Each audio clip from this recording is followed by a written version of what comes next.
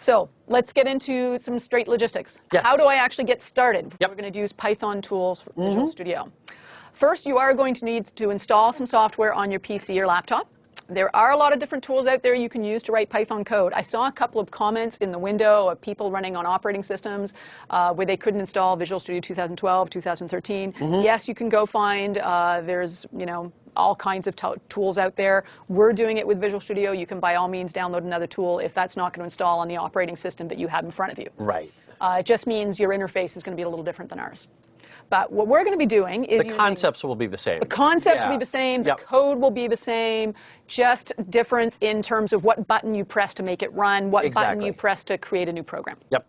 But what we're going to do is we're going to use Visual Studio and an add-on that was built by Microsoft called the Python tools for Visual Studio, which is a really sweet set of tools. And the nice thing about using Visual Studio for this is if you do decide to learn other programming languages, you're not going to have to necessarily learn another tool. If you decide to learn C# or C++, or you want to start building websites with HTML, you can do all of that inside Visual Studio. So that way you don't have to install 6 different tools on your desktop. You don't have to learn all these different interfaces. You can keep working in the same tool. So that's the other nice thing about using Visual Studio is once you've got that up and running, you can use it for a lot of different programming languages. Yeah. So how do you install it? And there is a Word document on the GitHub, and I'm hoping we've got a slide or something. I can actually show right now. Why don't you show the GitHub now, because that might be useful. Yeah, so if we kick over to my screen here, up there on the notepad, and I'll throw this into the chat window as well momentarily, you'll notice that it's going to be on the break slides, is this little shortcut URL, so /intro Python code. So, so aka.ms/intro Python code. Intro Python code. Yep. And again, we'll put that into the Q&A window here momentarily. And if you follow that, that will take you over to the GitHub, which is where we've uploaded all of our files. And the one thing that I would mention here is GitHub, for those of you who are not familiar, is a code repository. And this is where a lot of developers will go ahead and upload code for either sharing with other developers that they're actively working with, or for sharing with the general public, which is exactly what we're doing. So if you haven't necessarily played around or worked a whole lot with GitHub, don't worry too much about that. This is certainly a tool that you're going to be using in the future, if not necessarily right now. But this is just a very easy way for us to go ahead and share everything out. Now, if we kick back to the screen here, what you're going to notice right there, I've got my little download zip. And so if I just click that, it will say, hey, do you want to open or save? And I'm just going to go ahead and click open. Give that a second.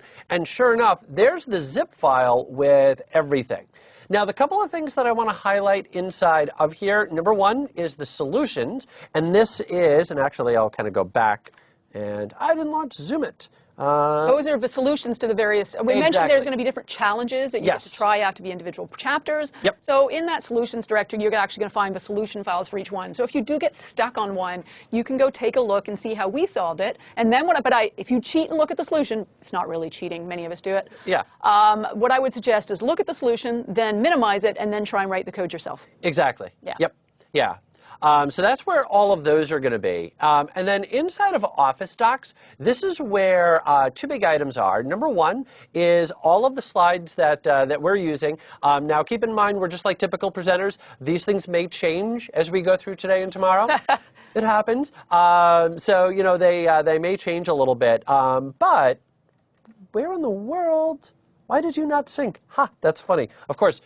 Our first little, yours. Yeah, it's probably on my end. I haven't synced it. But what will be up there momentarily, I can just show this right now, is the how to install Python tools. Yeah, that's it. I just didn't sync. Yeah. And this has the links that Susan was highlighting in the slide. So Visual Studio for desktop and Update 3. And the big thing here is you do want the desktop apps version for Visual Studio. So make sure you grab that. Again, you want Update 3. Install the Python tools that you can grab from there, and then the interpreter, and then away you go from there. So you will need all of those. If you're going to be doing Visual Studio, if you do want to use another product, you're of course free to do that. We're going to be doing everything with Visual Studio. Yeah, I saw a couple of questions in the Q&A window about Visual Studio 2012 or earlier versions of Visual Studio. So just to be clear, you can use Visual Studio 2013 Express. That's the one we actually have a link to in the PowerPoint slide.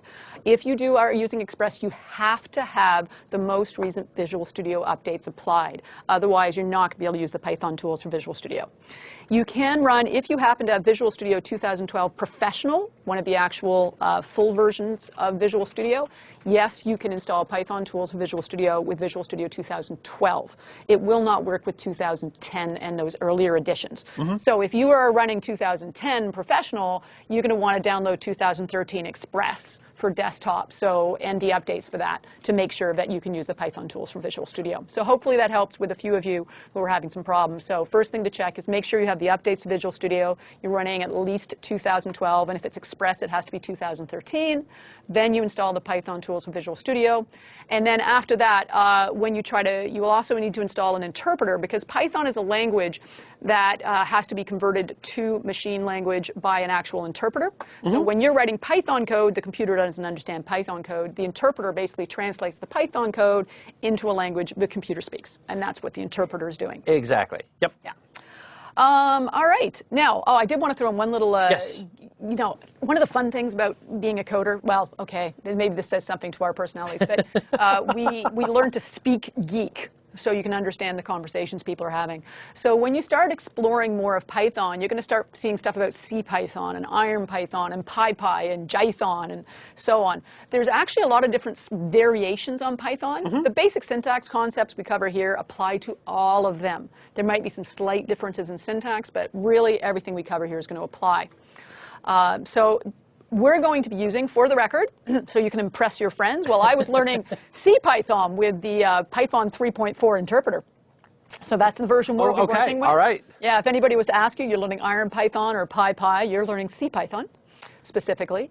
And why that's significant and why that's going to affect you is, let's say you're a lazy programmer, like certain people you might meet today.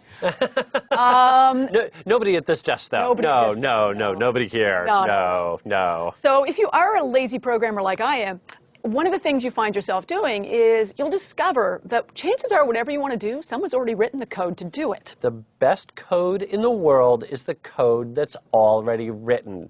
You know, there's a friend of mine that likes to say, we're not launching rockets here. And what he means when he says that is that whatever it is that we're doing, somebody else has already done.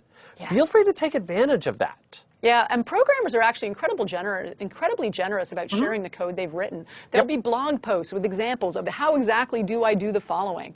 And so you'll go and you'll start searching around for how do I send a message to this wearable device to make my dinosaur roar. Yep. And you'll go search it and you'll find the result. And somebody will have posted a sample of code that does what you want to do.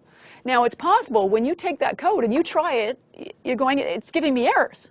Now, it may be that the code they posted has mistakes in it. That's been known to happen. But it might be they're working with IronPython and you were doing CPython. So you might find some slight syntax differences when you're looking at Python code examples because of all the different variations. It's not going to be huge differences. Exactly. It might be that a method name is different. Yeah. But just a heads up, if you're copying and pasting someone else's code and it doesn't work, wait a second, you're using CPython, what were they using? Yep. You might find some differences. Exactly. So then you get to search for what's this command in JPython or IronPython, what's the equivalent in CPython? Exactly. Bing is your friend. Stack Overflow is your friend. Oh, yes. By the way, one real quick thing, I just want to kick back to my screen again, just because I want to highlight this just one last time. Sure. Again, you know, the URL, and it is in the chat window, and I'll throw it in there a couple more times, and it is going to be on the break slides as well. But I do now want to highlight that I did do my last sync. So if I go back in, remember it's download zip, and I'll kind of zoom in on that. Yeah, download zip. That's going to give you all the files inside of there.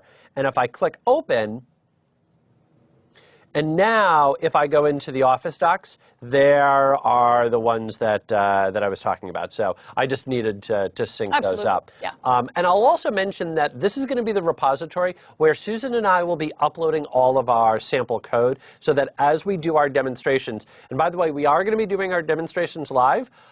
Here's our apology. something's going to break. There, I Very- said it. yep. Just get it out of the way. But as we go through this, periodically we'll be uploading to GitHub and make it all available up there. Yeah, so any code you see us doing here, we'll try to Yep. make sure that's all available to you later. So if you want to go back and look at it and go, wait a second, I know they did that, Yep. it'll be there for you. Exactly. Yep.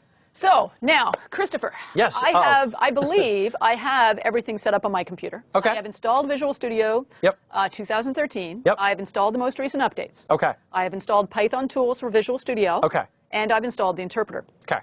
Now, Yep. you've learned the occasional programming language in the past. Yep. How do I make sure I've installed everything right and it's going to work? You write hello world. You make your computer display hello world. Now, while Susan's getting Visual Studio up here, I'll just kind of mention for those of you who are new to developers, this is sort of the initiation that the first program that you ever write in any language or in any environment is, by tradition, hello world. And actually, if you head on out to Bing, you'll notice that there are websites that will show you how to do hello world in basically any programming language. This is just sort of, this is the way we get people in. It is. It is like Yep. an initiation, but Yeah. it's also actually really, and it's sort of silly, and we kind of, it's almost a running joke amongst It is. programmers. Yep. Oh, we're going to write hello world, but it really serves an important purpose because it's a way of just making sure that, yeah, you have got the tools installed correctly, and you Yep. can write a line of code and it will run.